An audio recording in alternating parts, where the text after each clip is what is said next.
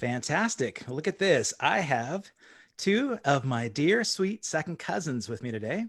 I've got Morgan CANNATA and Michael, even though it says Jane CANNATA on his screen and his window. That's my wonderful cousin, Jane, their mom. And before we get started here, I just wanted to let people know the idea behind these casts has been to not only catch up with family and friends, but also kind of share people that inspire me to a network that might reach beyond my local community. And my incredibly inspiring grandfather, or my Uncle Jim, was the person that really started me playing drums as a teenager. His son, Jim, and my Uncle Jim just got me at a point in my life that I really needed music to not only keep me alive, but also get my angst out and get my creative side out. And from that point forward, Uncle Jim reached out to me and let me know about a couple of opportunities that both of my second cousins had going on right now. One, Mike CANNATA, graduates this week from Alfred University in New York, and Morgan has this holistic platform online that she releases a whole bunch of naturopathic opportunities that people might find, and also ways to sort of keep yourself centered. And I'd like to touch on those a little bit, but I would love to introduce you first to Morgan and Mike CANNATA. Hey, how's it going? Hi, Thanks for having cousins. us, Kev. I'm so excited. I'm really glad to see you here. I'm glad. It's great that Mike, you came dressed for the occasion, my friend. Good to see you. Good, yeah, good to see you too. Yeah, today I graduated today, so today I could bring the cap. Considering, I love it. Did you actually go through an online ceremony just now? Yeah, we had the online ceremony at like 10 a.m., but Okay. It was basically a bunch of speakers, and then they just talked. Had one person from different divisions of the school, and we didn't call names. It wasn't Mike CANNATA come to the stage or whatever. So. Oh, really? Okay. So how does it happen for your diploma then? Do you just receive it in the mail, or can you go do a drive-by and pick it up on the way? I think it's through the mail. I'm in Illinois and I go to school in New York. Right. It's a long drive. Yeah, it'd be a ways. Yeah. Well, congratulations on the graduation, my friend. Thanks. Tell me about the speakers. Did you have anybody that just really stood out to you? Well, I think the best speaker was the art and design dean. I think he had the most volume and the most voice and like passion and enthusiasm out of the people. But that's also my like field. So, obviously I sort of. Right. Having a son right now that's going through distance learning at school, it's been really difficult for him to find a connection with sort of tactile school environment, right? Like as an art student, how did you complete the last of these classes where you had to be so far away? Yeah, that was a process. So, I mean, it'd been talked about, and a few schools actually closed before mine. But I was on spring break, and I decided to stay in the studio and work. And I was actually building probably a 5 or 6 foot sculpture in the kiln. And as that happened, it was like the whole school shut down. So I basically, you had to get everything out of the studio, transport it to another place, to Illinois. But I mean, my teachers are really good with all of that. They kind of gave me some instructions on, just continually making things, start with drawings and all that kind of stuff. But I basically switched from sculpture to painting. So, painting's easy to do anywhere. I was going to say, well, with the sculpture that you had in the kiln, was it mid-process? Or did you get it completely fired before you actually had to get it out of there? Yeah, so I got it through the bisque firing. Okay. And then we got it out. Some of my friends helped me move it, and we got it moved to like a secure place to sit for over summer because the whole art building basically closed. I didn't finish the glazing portion, but it's at least solid, and it's at least finished to the point of being sturdy. So you have to go back this fall and locate it in the storage in New York glaze it Yeah, up. decide if I'm going to finish it or not. But Oh, I, well, yeah, I brought some plaster because I don't have a kiln here, but you can work in plaster similar to clay, and that was a quick thought that I could do some sculpture. So it's great that you can keep busy there. You know, um, Morgan, I'm going to have you hang out for just a second because I want to talk about this creative sort of inspiration that you guys both had growing up. But I'm excited to hear about Michael's formation of these ideas because I know that you spent a little bit of time with my parents back in Montana doing a little bit of pottery as well. Is that right? A few years ago? yeah, So I think I maybe my first year of community college, so I was about 19. Okay. And yeah, I learned some print processes, and I was doing some working with some clay with Aunt Marge, and yeah, that was really good. I'd never been to Montana or Oh, that was your first time. yeah. So Did you go stir crazy? well, I really like the nature. I like being out in the open. I mean, I made I made a point to go bike or do something, and get Yeah. out and do that kind of stuff. But um, when I got out there, I think I just wanted to like explore a lot.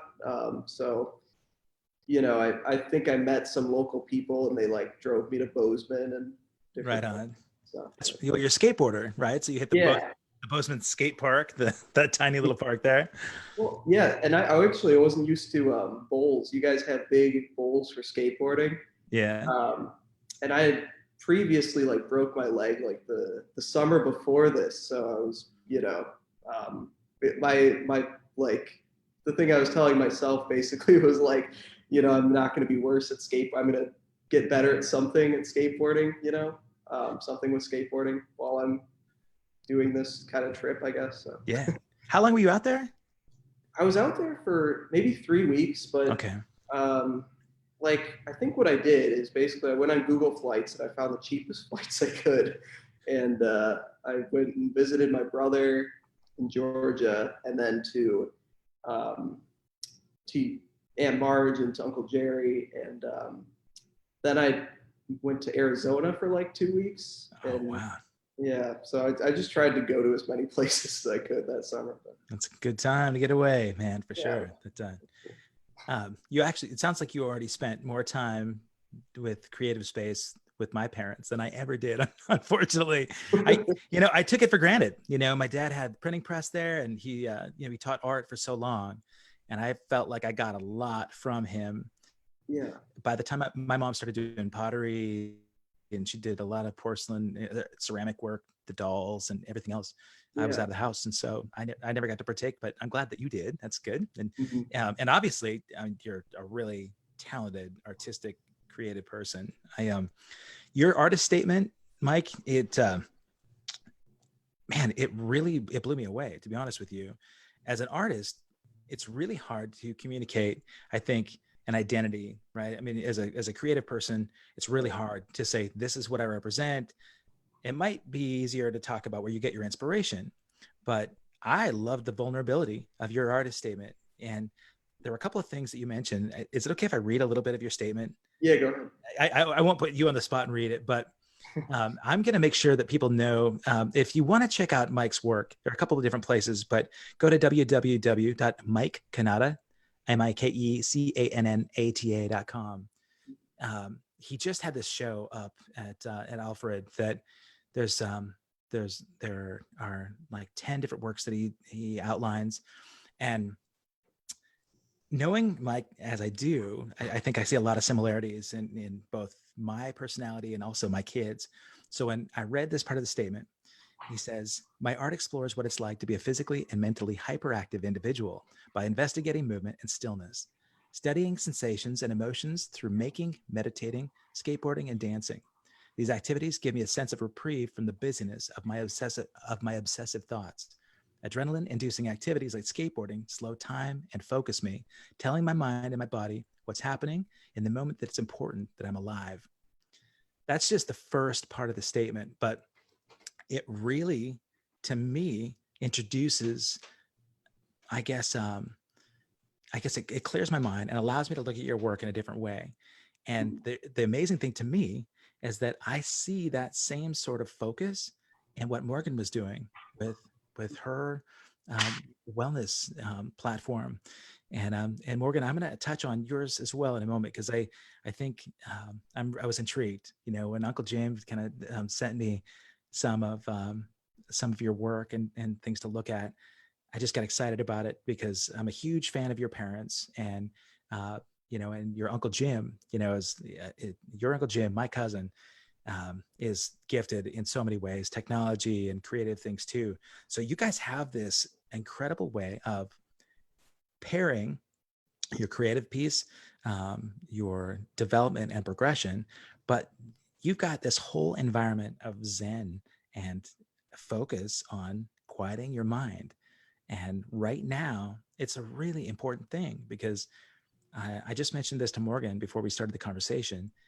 The world's on its ear right now. It really is on edge, right? Everybody's schedule and um, sort of future is so uncertain that I see things kind of coming apart at the edges in a lot of ways. I see people really struggling, at least through social media and when you talk to people. Yeah. And it's funny too that you brought up the flow and Michael's artist statement, because when I was reading through Michael's artist statement, I said, "Hey, have you ever heard the term flow before?" And he was like, "Hmm."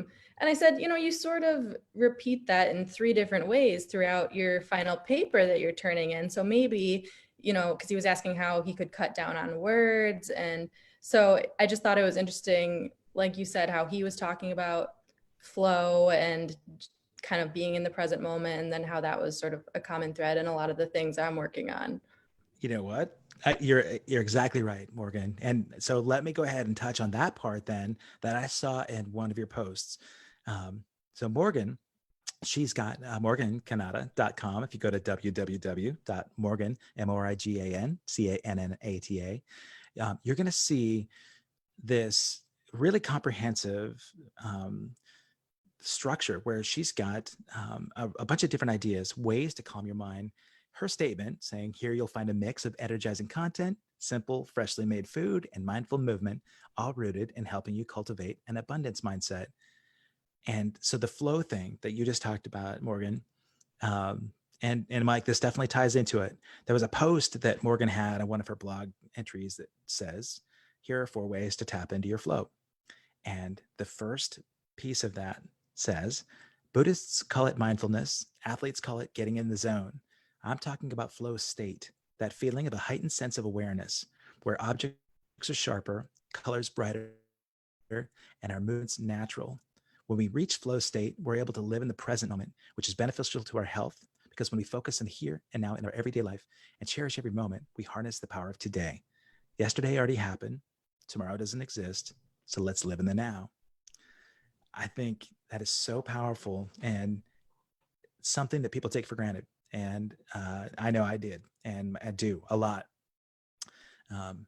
Your grandfather, Jim, is one of the first people that I knew that really studied Zen Buddhism and really focused on just becoming present and really focused. And I'm really guilty of letting the world clutter my thoughts in a bad way. I weigh a lot on my shoulders, I weigh a lot of anxiety. And with things the way they are right now in the world, there's just so much out of our control, right?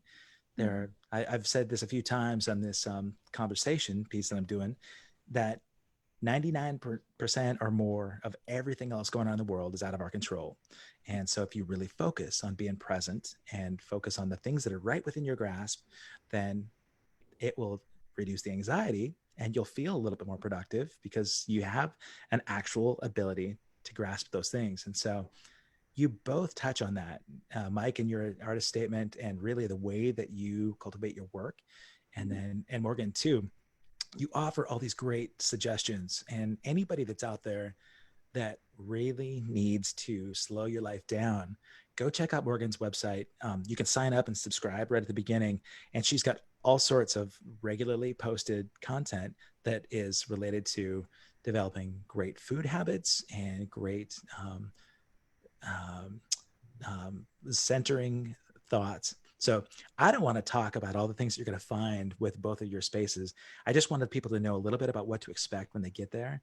But Yeah. let, Well, let's Kevin, I was thinking with you for flow state, it's probably when you play, right? absolutely. And And I that's Like you feel like so in the moment and happy and just in the zone. I mean, we watched one of your shows and I could tell it just brought you so much joy. I mean, where you're sitting right now and with that just being one of your passions, I could see that you getting in your flow that way. that's absolutely accurate.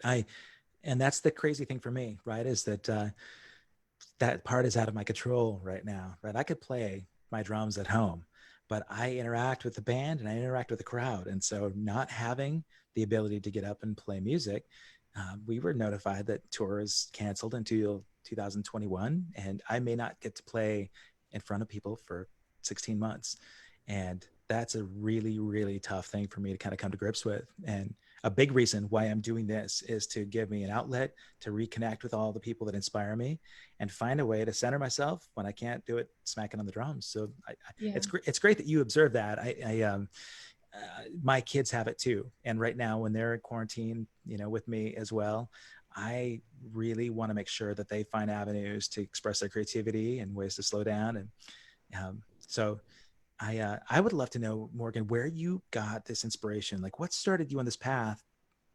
Was it something early on, or was this something that came later in your? Yeah, that's a good question. I think for me, fitness and mindfulness have always been a common thread for me. When I was younger, I was spending a lot of time in gymnastics from probably ages 5 to 11. And I just really enjoyed the strength and conditioning aspect of it and how much focus and confidence I got out of the sport.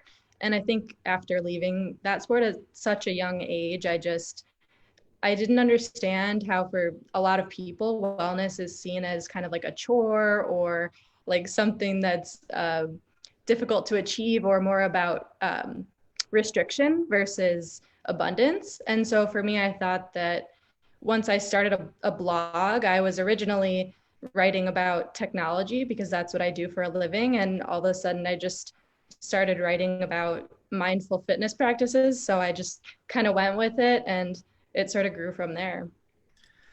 So when you left gymnastics, you said you were 11.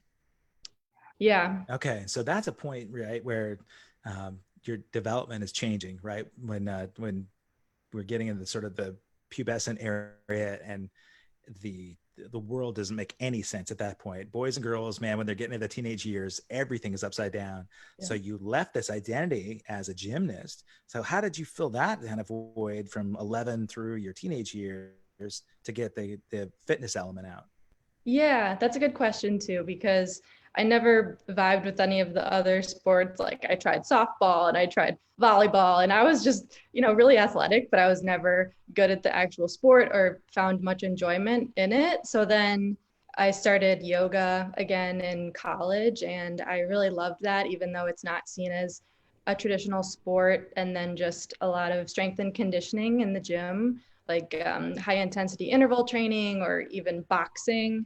And then I think I also wrote a little bit about how I learned to love the power of food. So originally I was very into the fitness aspect, but not so much the food until I studied abroad in Italy. And I spent probably zero time on my laptop and I spent a lot of time just doing photography. I worked at a luxury bag company, basically in the middle of nowhere. Like no one knew that this company existed. And the first time I went to the office, I think I stopped at a coffee shop and there was an Italian man like serving pastries or something. And I was like, where is VBH Luxury Bags? It's like a very well-known company in the US. And he's like, that doesn't exist here. Like, I don't know what you're talking about. Even he didn't know. Yeah. Okay. And it was right next door. Okay. So I just spent a lot of time really just traveling and walking and eating fresh, unprocessed food. And so from there, I don't think I worked out for a full 4 months, but I felt in the best shape of my life. And when I got back, I just really wanted to combine those two aspects together. And then that's when I wanted to start really dedicating myself to the blog. Wow. Okay. That it's really self-driven. It's amazing that you were able to kind of get to those points where you recognized, with the athletic part of things, you tried them all, nothing vibed. And did you try dance at all? Yeah, I did. I enjoyed that, but for some reason I never joined a team. I did competitive cheerleading and I Okay. enjoyed that a lot as well. That's a lot of work. Yeah. Yeah. So you did traveling all over the country and went to the Disney worlds and did, Yeah, that's an okay. intense sport, let me tell you. Like Right. people, joke about cheerleading, but that's no joke. Yeah. No, yeah. I, a friend of mine accompanied his girlfriend to Florida to Disney World for a week where they had those competitions, and it completely ruined their relationship because he said it was from morning till way late at night, and there was so much drama and anxiety, that he just came back a different person. So, yeah, Wow. yeah, Yeah, a lot of those cheerleaders, I don't know how they get the tumbling ability because I sort of walked into it with all that knowledge and to learn that at an older age or in not such an intense environment like I was in. I mean, they really the cheerleaders just sort of I mean, they train safely, but since I had learned all the fundamentals, I was watching how they were learning and I was like, I don't know how they're learning these skills so quickly because I would be terrified if I learned wow, them this way. yeah. Well, you said you were 6 when you started gymnastics, or 5? Yeah, like 5 or 6. Okay, yeah, that's really good formative time. That's yeah, it's an interesting thing. You talked about how much better you felt in Italy after spending a bunch of time just putting really good food in your body. And I know that you touch on that. There are a bunch of pieces in your blog about ways to still enjoy eating, like eating well doesn't have to taste bad, right? Um, Yeah, I that, think when I was in Italy, I ate pizza every day. I would go across the street from my apartment, and it was in college, so we had some type of meal plan where they wanted us to eat at restaurants. So it took probably 5 to 10 minutes, and I would sit on a bench. They would give me a glass of bubbly champagne and just make a pizza in front of me, like a fresh pizza. mhm. And I ate that along with panna cotta and a pasta dish for probably 4 months. And so pizza's not considered a healthy food, right? But since the ingredients are fresh and it was made right there, it's healthy. Wow, that's so good to know. I really, um, I think about eating pasta and pizza, and just I can already feel the pounds coming on.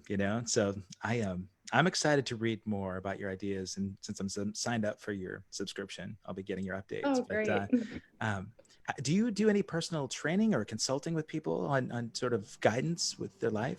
Well, there's a story behind that too. So I am in the middle of, or I was in the middle of getting my yoga certification through Core Power Fitness. And since COVID happened, they shut down all the Okay. studios and they offered the rest of the training online. But I just felt like it wasn't the right opportunity for me since I spend all day on the computer as a product designer. So I postponed that and I might do a little bit of a travel getaway. Who knows when, Right. with all this going on, but maybe a month in a different area outside in nature to get the full experience and get certified. Is there a place that you have picked out that you'd love to go? One of my friends got certified in Mexico. I just talked to one woman who I met through a blogging group, and I think she went to India. So there's so many different opportunities, and I've just been talking to friends and seeing which one I might enjoy. Are you a sort of a self traveler? You like to go on your own, or would you go with a group? It would be nice to go with someone, but I wouldn't be opposed to going on my own if it was recommended to me by a friend. You guys are both really independent. And I know that I love that Mike just wanted to go and see family and explore the nature. And I uh, Mike, I should let you know that I don't know if you probably didn't go out to Bear Canyon when you were there, did you?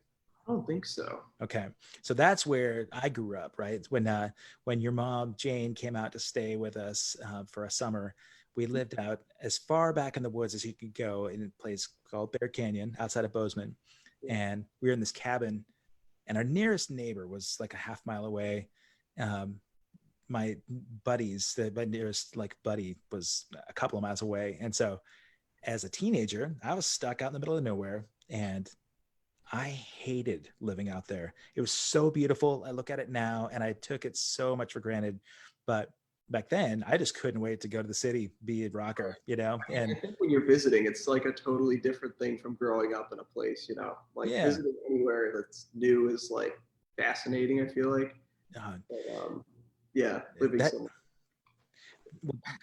that area now, I mean, it's become a real hotbed for like celebrities to move out into the woods. You know, a bunch of people have moved up from Hollywood and they've taken over a lot of those areas. And but I think about that environment, and I could totally picture you, Morgan, just developing this sort of yoga state in a meadow, you know, up in these.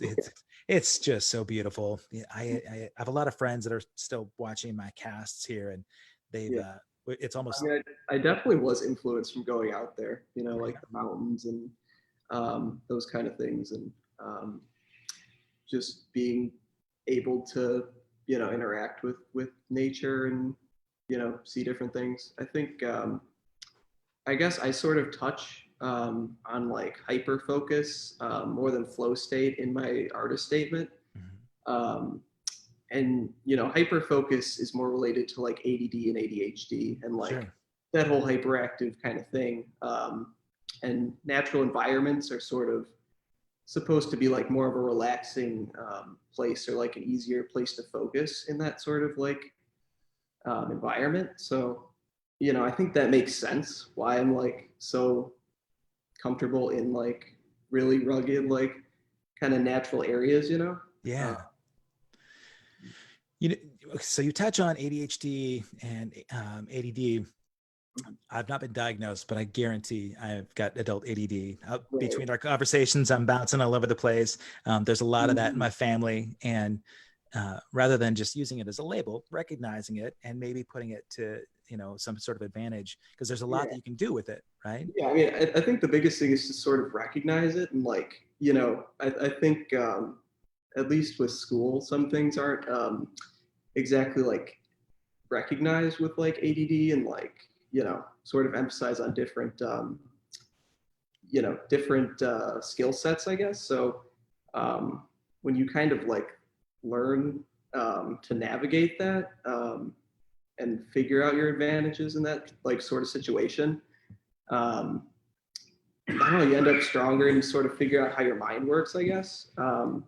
And I think I'm touching on that a lot with like my artist statement and like parts of my work and like I would draw in school to focus, you know, to Mm-hmm. have like two things going on.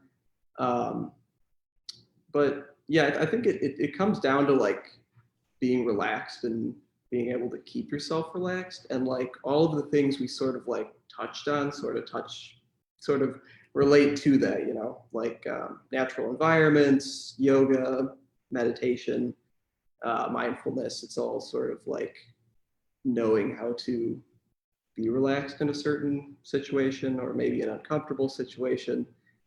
Um, and yeah, just like taking care of yourself, I guess, in that sort of way. And you know, I think the food sort of touches on that too, because it's all these like basic, essential things that sort of get looked over, but it's, you know, basically the essentials of life, right? Is like food and um, you know, the quality of your food and all the things that we add to food sort of, you know, alter it and um, I guess being grateful for your food or recognizing it as something special and not just like a you know, something that just comes to you, I Right. guess.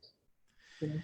Do you feel like you got a good grasp on, like, because you mentioned mindfulness, you mentioned sort of really being focused on some of these things and recognizing if you're ADD, ADHD, and practicing those things. Do you practice yoga? I practiced like meditation. I've done basic yoga recently, actually, but meditation I've been doing for um, probably since my freshman year of high school. I actually started with um, with wrestling, and one of my wrestling coaches, after you would do a practice, you would lay on the mat, and he would basically sort of direct you in like meditation and things. Wow. And I mean, Really? yeah, Guide, so like like a guided meditation in yeah, wrestling? and that was really good for me because it was like after movement, you know, it was Yeah. like sports therapy and like, just I think that aspect of movement and aspect of like contact with the ground or contact with another person, it's like similar to dance or similar to yoga or similar to a lot of even gymnastics. It's contact with the ground, which I never did gymnastics, but I'm just relating to what Morgan was talking about.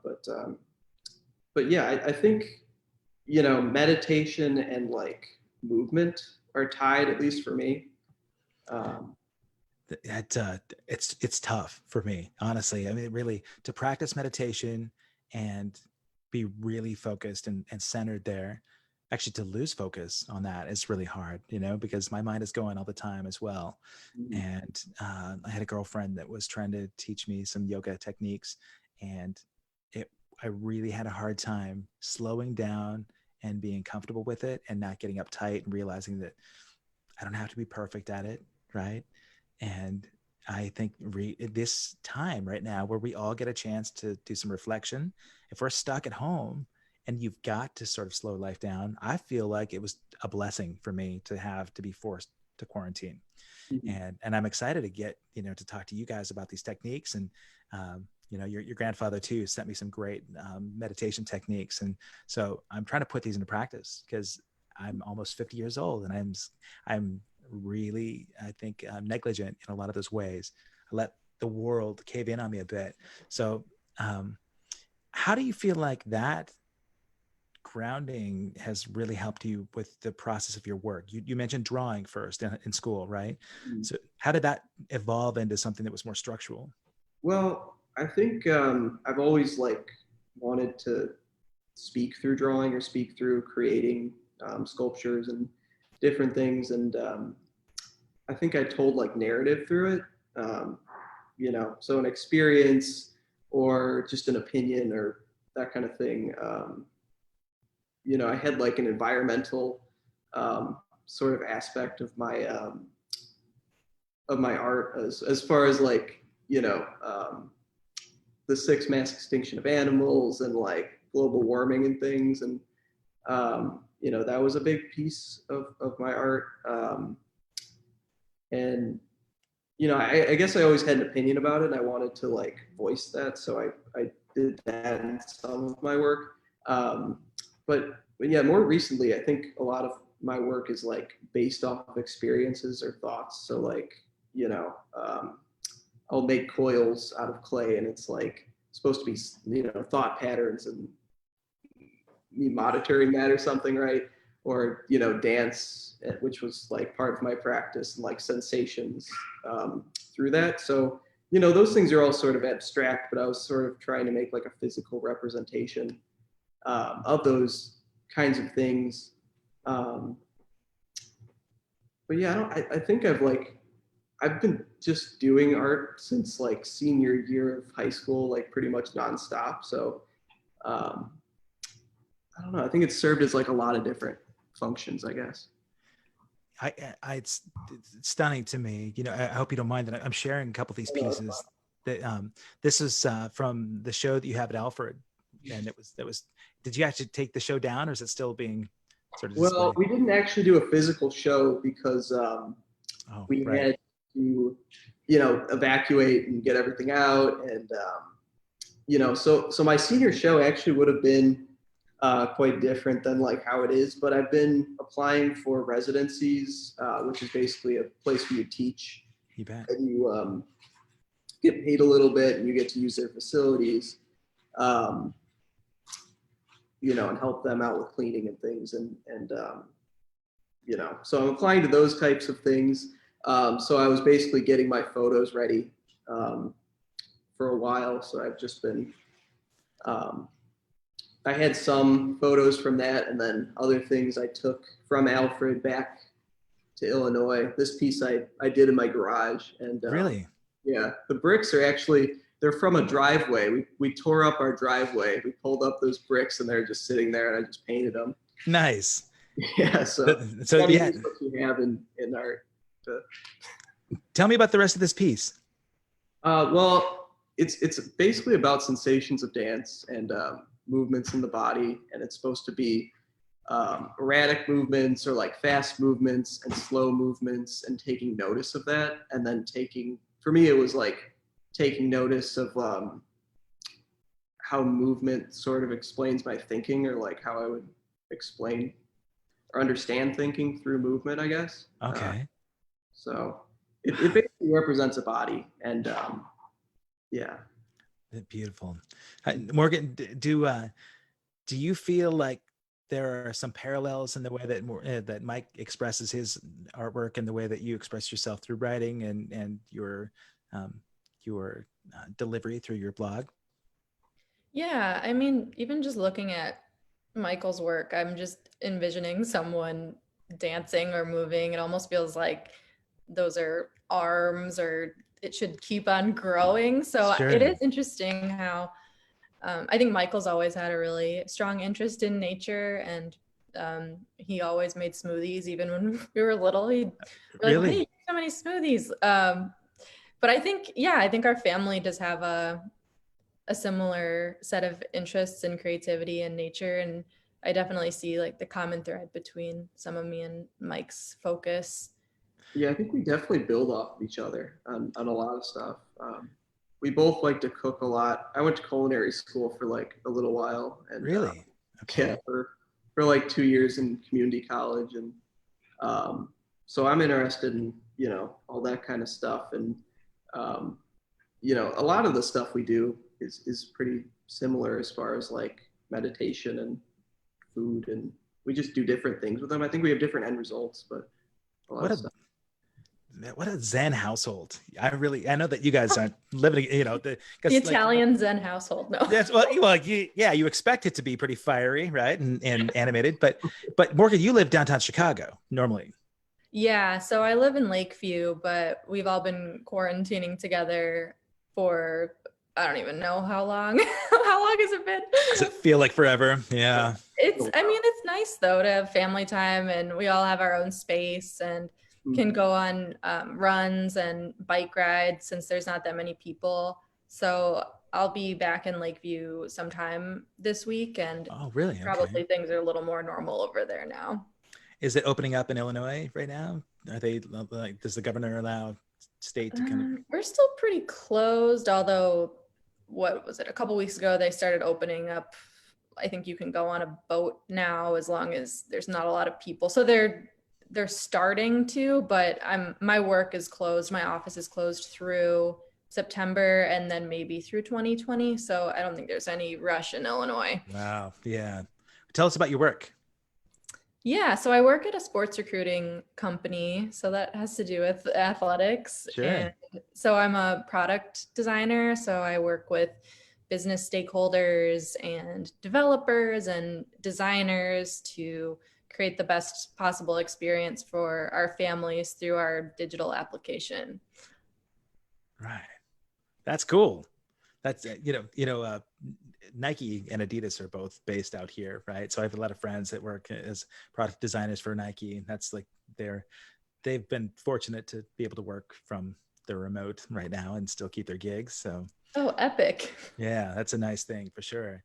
At, uh, Mike, did you end up having to finish your coursework then there from Illinois when you came back home? Yeah, so I would basically, in art school, at least in your senior year, you have two advisors, um, and they basically give you a review once a week, and they look at your work and they look at your progress and they give you suggestions, a little bit of critique and that kind of stuff. And Sure. so we basically did that over Zoom instead of in person. So I would carry my computer downstairs, and I have all my sculptures in the basement and in the Oh, garage places. So I'd move my computer down there, and I'd give them the spiel of what it's about for this week and what progress I've made, and they'd tell me what artists to look at. And really? yeah. Wow, I would imagine the adaptation that so many professors had to do, so many teachers. I know I applaud my son's school teachers for jumping on it. For me, I work with an organization too that basically teaches a music workshop. They all the classes that were all the music programs that were removed from public schools have just decimated a lot of, music education. So a friend of mine, Amy Richter, started a free nonprofit that basically provides music education for schools all around the world. And it came at a really good time that people could do distance learning, because you think about, what do kindergarten teachers do, right? When they need to have tactile interaction with kids, Right. and maybe parents at home don't have the technology together to be able to do some distance learning. I'm saddened for a lot of those people, but at the same time, you've seen a tremendous amount of adaptation and development from people, in a short amount of time. The fact that all these schools can use Zoom, and you could graduate, with your program with, somewhat effective education, from the professors through Zoom. It's not the same as being there in the classroom, but Yeah. And with then, I mean, our cousin Jenna, she's I think I want to say second grade teacher, but she had to get on Zoom with her students, and she was saying how difficult that is since they're younger. And then I've seen my mom try to adapt to the technology in her office, and she's been, doing well, but I can't imagine how stressful that is. She just won the teacher of the year for Elmhurst College. So Wow. Oh my gosh. Congratulations, Jane. Wow. That well, so thinking about some of your moving forward, I think, Mike, you just had this virtual show at Alfred, and then you said you were applying for different foundations. So you want to go in and do some teaching. Are you looking around that area? Are you trying to expand elsewhere in the I world? applied all over the place, but they're kind of competitive. So I'm really just hoping that I get one of them, and then I can go out there. But I applied for one in Florida and one in Colorado, and I think actually one in Montana. And, Did you? Yeah, so a couple places, and actually one in Denmark too. That would be. Oh man, We'll see what happens. I'll join you. I'll join you there. That's, yeah, right. Is there a dream location you'd like to be at? I'd be happy with any of them, honestly. We'll see. Yeah. At this I think point, Denmark would be cool. I've never been out of the country, so really? Okay. yeah. So I mean, I've been to Canada. When I moved to Alfred, it's really close to Canada, so you can go up there, and yeah. It may not feel like another country sometimes, but right now it really feels like another country in a really good way to me. I was there just Nolan, my youngest son, and I went up. We had a show just as the pandemic was starting to take hold in China, and we were in Vancouver, BC, and I had a show up there. We went to Chinatown, and at that point, boy, this is early February, I think. And already, like they said, 25% of all the businesses were closed, shuttered for good in Chinatown because of it. But we didn't take it real seriously. But I would imagine that it's changed quite a bit now. But I'm in Canada a lot, and I have a lot of friends that are trying to adopt me there, keep me there. And so you never know. Yeah, it is. Yeah, especially where you're at on the East Coast. I love Montreal, and Quebec City, and I went to Montreal over the summer, and I've been to Toronto for a little bit. Yeah, they're both so cool, and they're both so different. They are, for sure. Yeah, the French-speaking Montreal is amazing, right? But you haven't gone to Italy with the rest of the CANNATAs, huh? No, I haven't made it there. And the Farolos. So Morgan, you were going to school up there? I was there, my junior year for 4 months. So I did an internship program where they had all the students, not all the students, but the ones that chose to go that semester all were in the same group. So I knew people there, but I was still able to make other friends. And you've got some family over there too, right? Yeah. So we visited my uncle's best friend in southern Italy, and that was amazing. He had a summer house, and so we were in Palermo for a few days, and then we went over and visited him. I don't know if you've ever met Francesco. I haven't. Okay, yeah, he's awesome. So they treated us like family when we were there, and the food there is different than northern Italy, so it was cool to see the different types of food. That is amazing, isn't it? It's completely two different like, I mean, there are different regions, but you've got the Alps in the northern part of Italy as well, right? And you can get up but yeah, the southern is more Mediterranean. Yeah. Yeah. What do But you? I was gonna ask you if you have family shows like in your house since you're all so good at Uh, music. no. In fact, I haven't even touched a pair of drumsticks since Valentine's Day. It's been like 3 months. My son's working on his car right now, where the drums are, and so he's wrapping. He's wrapping his car with really cool purple satin wrap.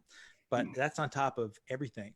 I've got your grandfather's drum set, the 1956 historic Gretsch kit, um, is behind me, behind my office here.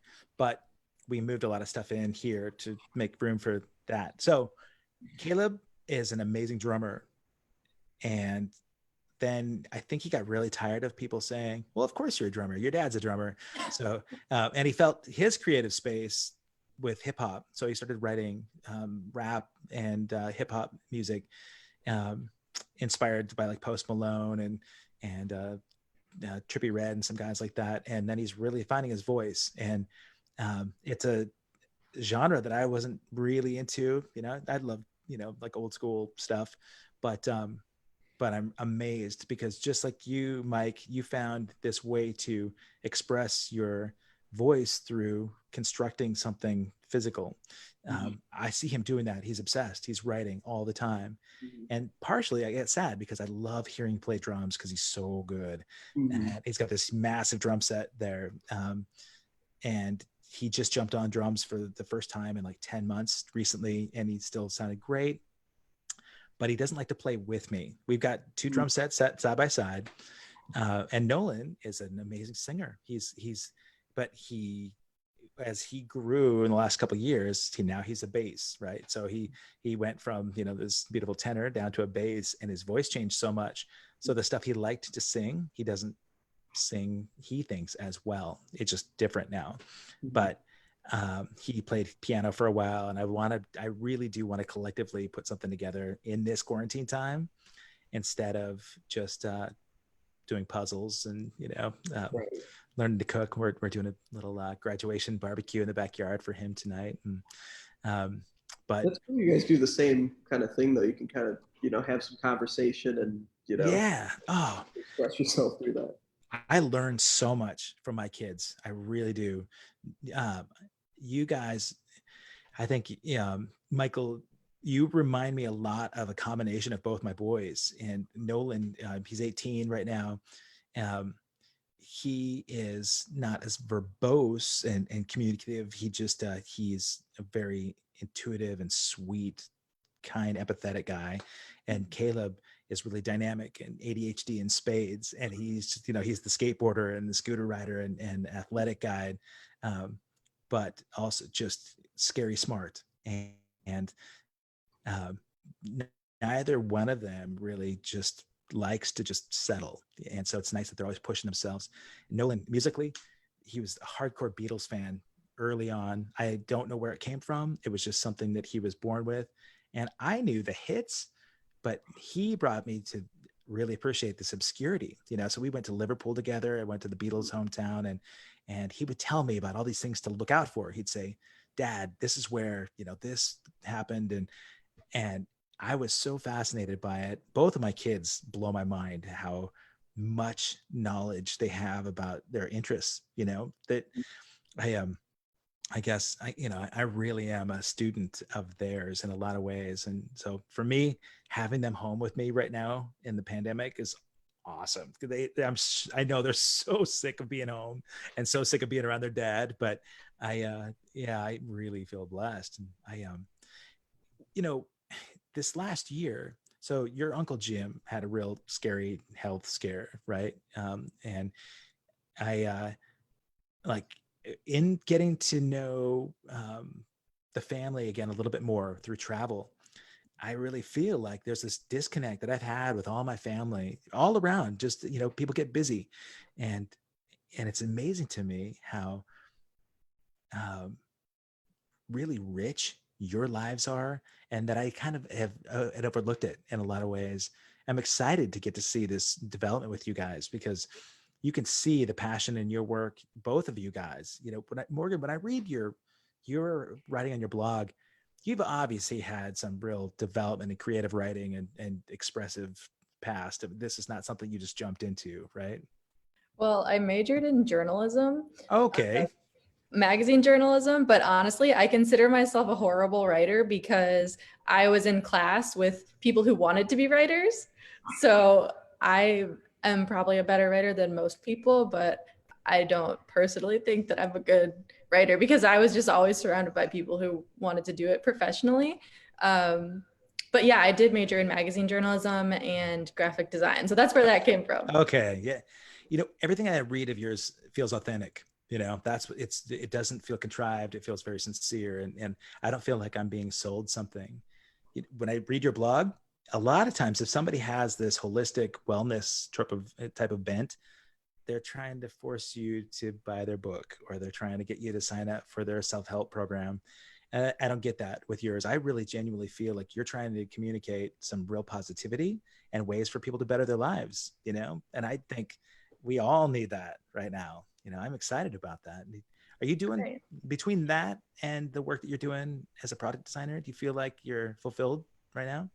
Yeah, I like the balance. So I can take a lot of skills that I learn from work where it's a little bit more analytical and then plug that into the creativity that I have. So at work, I work with a bunch of different personalities. Developers are very analytical, and then you work with more business stakeholders. So you're learning about niches in different markets. And then I work with the design team who is obviously very creative.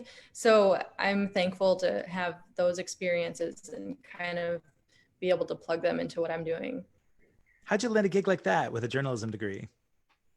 Yeah, so let's see. So Drake University, they have the graphic design program, which is very traditional print driven, but I was always more into the digital route. So I was sort of the outcast in my group, and I got a few internships doing content marketing, and I really just kind of latched onto it from there. And then I always had a really strong passion for photography, so I did a lot of that in school. I worked on the staff of the magazine that we had, which was nationally recognized. A lot of my friends live in New York and work for major publications, so I also have some friends who decided to do their own blog. So I was really able to combine a lot of different interests. So I'm really thankful for that experience and being able to dabble in the different areas. And you kind of walked out of there with a portfolio almost, then, if you already had photography and you had the writing samples and the design work, right? So did you have to kind of prove yourself when you walked into your company now and say, look, I've got experience in all this, not just a piece of paper? It was, well, I would say I got into this industry through contracting. So I graduated 2016, and I had one contract gig that was at a print agency. Hated that. I was like, you don't build the websites here. What do you mean? You contract out Yeah. the websites? We're just doing the front end. I don't get it. So from there, I went a little more digital to an advertising agency. From there, I got more of a visual design role at an insurance company. And then Ticketmaster was my first product designer role, where I learned how to combine all those different processes. And now I'm at the sports recruiting company. Wow. You were with Ticketmaster quite a while too, right? It was a little bit over a year. Oh, I okay. loved the company. It was just their office was in Rolling Meadows, so I didn't like to travel out there.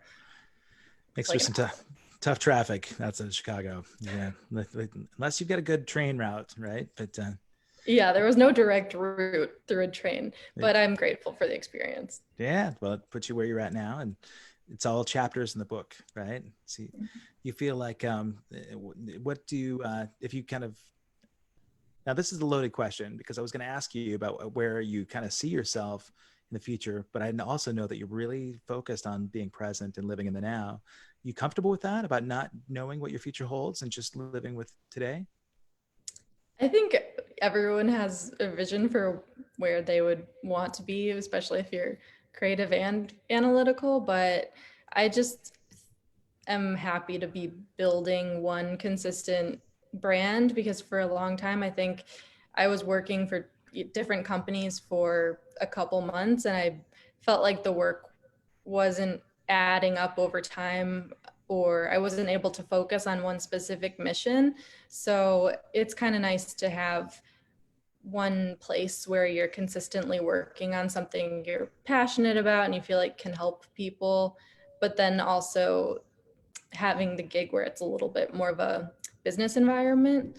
So where I want to be, maybe, working with brands that I think can help people with wellness and just expanding my reach and maybe offering more consulting services in wellness like you kind of asked about. Yeah, I could totally see you doing well with that. I really think you're a great communicator. What you've come up with in terms of resources for people are attainable. They're within people's reach and not lofty.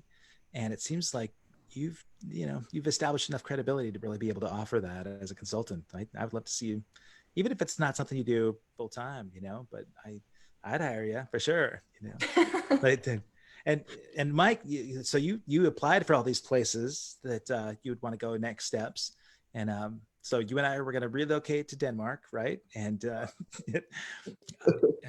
I'd love to go. Um, Obviously you've got family connections in Italy, and I know it's funny because I've always sort of connected Ferrolo and CANNATA family with Italy. It's just it's to me, that's a place that I sort of see as a parallel. But Yeah. I've spent a lot of time in Europe over the last decade or so, and it just seems like as Morgan found out, the personality types, if you really try to absorb the culture in each of those places, knowing your spirit of travel and adventure, I really could see you taking a sabbatical to the Alps, and go and explore, and that whole area, Switzerland and Austria and Germany. And I'd love to see that for you. I imagine. Wow, that'd be pretty awesome. Yeah, there are less people. You can do social distancing there easily too. It's a. Do you like to hike? I do, yeah. I've hiked quite a bit with. I went up to like Utah, and like some of my friends moved out there after high school, so I did some hikes with them. And yeah, I don't know. I mean, I try to, I guess, hike pretty often at Alfred. I mean, I don't know if they're quite mountains. They're like between hills and mountains, but Right. I guess hike that trail, pretty much every other day. So Oh, that's cool. yeah, it was a really cool campus. It was like backed up to these woods, and you could literally walk from your dorm just right into the woods, pretty much. And Oh, nice. yeah, That there's that castle building there on the campus, right? What was that all about? it's I think that's like the first one. It's like the first building or something, and I don't know. It's from the 1800s sometime, Uh, but it's a it, really cool building when you go in there. it looks European, you Yeah, know? it's all wood on the inside. It's like, those old rock kind of construction thing. Yeah, no, that's the, I didn't want to change subject, but I just realized that's got to be one of your pieces right behind you, right? Yeah. Nice. So was this one that was part of that installation that you brought home? Um, I don't think I had it in the senior show, but I have it on my website. Okay. Uh, Yeah. Tell us about this piece. well, I mean, it was sort of like a technical feat, I guess. So I was trying to figure out, how I could Wow. fire something that would be as fragile as it is and Right. like loose. I had a teacher named Linda Sorman, and she made a lot of work that was kind of similar to this, like so loose and things. But basically, what I did was I fired half of this, like the bottom half of this, Okay. facing the other direction on a kiln, and fired it. It was hard. It's bisque, and then I took kiln cement, which is like it's like a clay type material, Okay. and basically I kept building. I kept building on it and refiring it and rebuilding on it. So I probably fired this one maybe 3 or 4 times, and then I glazed it once and fired it. Um, Amazing. yeah, but I mean, like in my work, it was sort of conceptually about like um, tangled thought patterns and like as far as like just busyness. I guess I was trying to fill the installation with busyness Mm. to represent like a busy mind. So it's just a piece that was part of that. Um, and at the time, I was really playing with like drawing 3 dimensionally. So I tried to kind of carry a line of blue that kind of like follows throughout this and tangles and goes in and Love out of that. uh, you know. Wow. That is gorgeous. Wow. The you know, how are you in terms of like technology? Do you really you have an interest in technology, like creative? I have somewhat of an interest in technology. I'm more like hands-on. Yeah, As far as like I really like the touch of clay, like that's why I really enjoy sure. sculpture and things. But I am interested in like 3D printing and that kind of stuff as Oh, well. I've learned a little bit about it, but there's definitely a lot more that I can explore.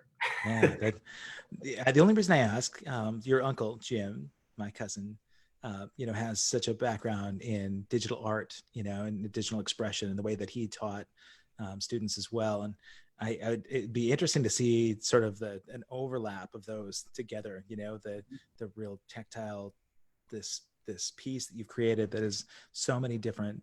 I mean, it's a clay medium, but with the glaze and the fire and those woven thoughts, and to see that sort of transitioned into a digital form, it'd be fascinating. But I could see you really. Um, do you sort of have a sort of an aspiration to show your work internationally? Yeah, I mean that would be great. I would love to do If that. you're, yeah, I, I would think there's a way that you can combine your wanderlust ideas, to travel the world and still get your work out, and maybe do some of this teaching. Hopefully, the Denmark gig comes through for you, right? Yeah, yeah, That'd no, be that would be incredible if that happened. And a good central spot. yeah, just travel around from there. Fun. I'm sure With Jerry knows about being featured internationally. Yeah, well, he had I know he had an installation travel to China back in the '80s, and he's had quite a few. Um, I had a dream to go visit the installations that he had still overseas, but hadn't done that. But Where this did he is have exhibitions in what countries? what's that? I'm sorry. What countries did he have exhibitions in? Well, I need to take a look because he had traveling shows, and I should know that because I tried to get him to put together a sort of a retrospective of all these shows that he had over the years for his website. And as his son, I want to be able to showcase this stuff. In fact, this is the one room that I don't have a lot of his work up, but throughout my whole house, I've got a lot of his stuff. But on his website, I kind That's of so, go back and realize, wow, what's that? I'm sorry. I was just saying he has just amazing textures. He just Oh like yeah.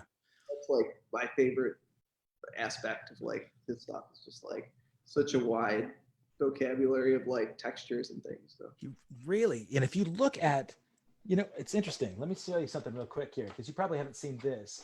Um, I have been going through the archives of my dad's work from long ago. So in the '70s, right, he was teaching, college, and he was doing a lot of work that was more literal. So let's see if we can see. He did this calendar of Wow, these historic buildings, and that's gorgeous. it just his let's see if we can show a lot of his stuff. So this is very obviously less abstract and more um, overt. These I was excited to find these because a lot of his work back then showed a lot of the culture and the old Montana um, a snapshot of old Montana. And then, as he got more into abstract art, he did a lot of printmaking. And with printmaking, he's done from the beginning, right? a lot of his work now, he's got monoprints and a lot of, he still does quite a bit of painting. I've got paintings all over my house, and I get excited because people that own his work will track me down and they'll find me online and say, "Hey, are you related to Jerry Rankin?" I said, "Yeah, it's my dad." And say, "Well, we've got a piece of his. We're trying to figure out how to get a hold of him." And to me, it's really neat. It's like the scavenger hunt, and especially his students. He really affected a lot of students in an amazing way. That I mentioned when your mom came out and stayed with my family as a teenager. When I was a teenager, I held a lot of resentment because my mom always wanted a daughter. And so when Jane came out, they went out and did daughter things, horseback riding and all that stuff. And um, I realize now when that happened, I was probably the biggest pain in the ass on the planet. So I'm sure my mom wanted to get away from me, and hanging out with Jane was awesome. But besides that, um, I feel bad because I didn't get to really get to know Jane that well. I had this resentment built up. But at that point, this is a time where my dad was so involved in teaching. He's one of those teachers that gave every bit of himself to his students. Yeah. And I know that not because I was at home waiting for my dad to come home, but people have reached out to me that said, "Your dad saved my life." He really did. The area that we were at in Montana at that point it was a little tough, a little blue collar. There were a lot of we were right on the edge of this sort of Native American reservation, and so there were a lot of really oppressed families that just didn't have any father figure, and my dad became that figure for a lot of people that were really struggling.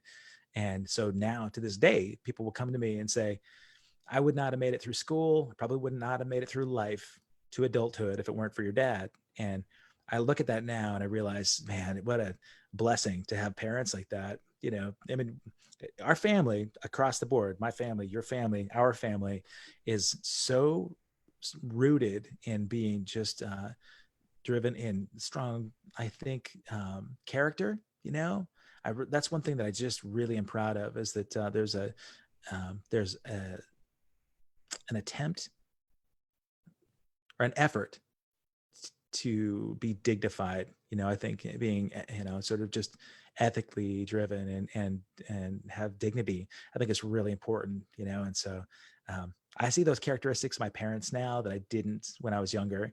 And I love that you guys are so close with your folks, to see that too. We're really fortunate to have the parents that we have. I could only hope to be that kind of dad, for my kids. But I am. Sorry, I didn't mean this to get into like a family reunion kind of conversation, but it's something I appreciate more now, and I don't think I would have if I hadn't been forced to stop and slow down and appreciate what I've got. And for me, just this gave me an opportunity to get to see this creative side of both of you guys that I'm really, really proud of. I really am. I'm excited. Well, we have so much love for your family and your parents, and just to see how musical your family is amazing. And I want to see another one of your shows if we ever get the chance to in public again. Yeah, we were supposed to be there just a few weeks ago in St. Charles, right there with Asia, the band from the 80s too. But hopefully they reschedule that one. It'd be fun. It'll happen. And at some point, even if it's 2021, or maybe I'll have to go find Mike in Denmark, right, and do a show together. I love it there. If I could just spend half my year in Europe, just touring and playing music, I think I'd love it. That's if somebody were to ask me, what's your dream gig? It's just being able to do what I do remotely everywhere when I want. It's not too much to ask. No. Well, your viewers have gotten, your friends and everyone who watches your show, I'm sure, has gotten to know you a little better today. I do feel like maybe I wear my heart on my sleeve too much, but I really feel blessed to be able to just invite people in.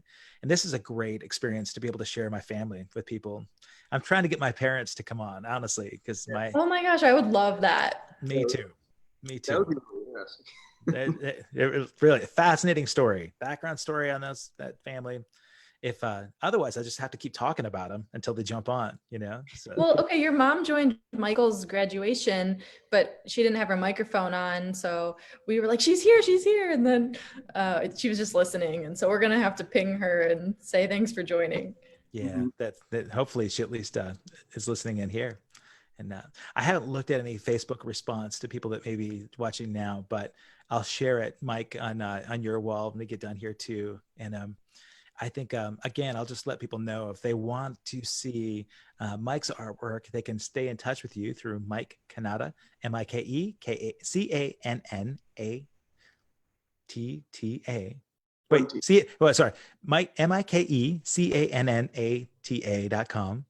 And Morgan CANNATA, you can find her blog and wellness techniques and ideas at MorganCannata.com.